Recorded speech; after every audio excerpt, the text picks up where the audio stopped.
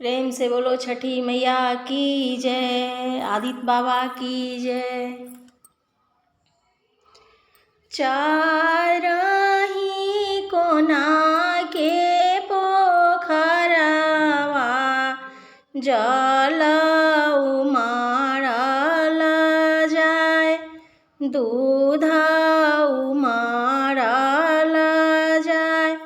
चारही कोना के पोखरवा जल उमारल जाय, दूध उमारल जाय।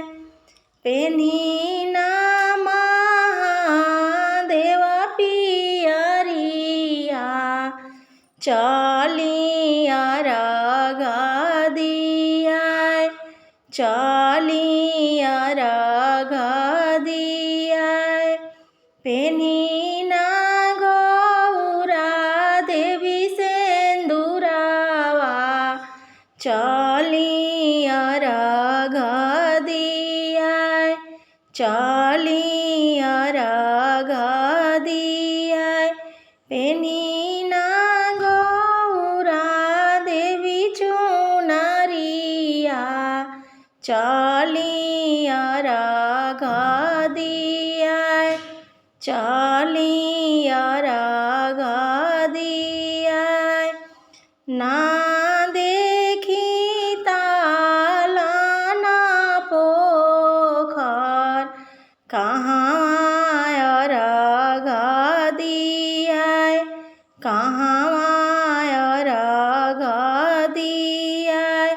ना देखी तालाब पोखर, कहाँ अर्घ दियाय, कहाँ अर्घ दियाय।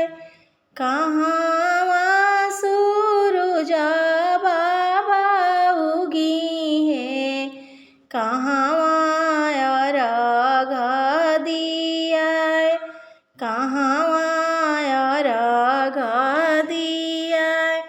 कहाँ आदित्य बाबा उगी है, कहाँ अर्घ दियाय, कहाँ अर्घ दियाय।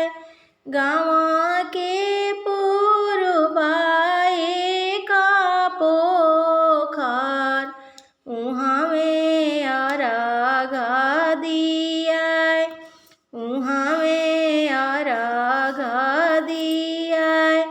उहाँ सूरज बाबा उगी है, उहाँ अर्घ दियाय।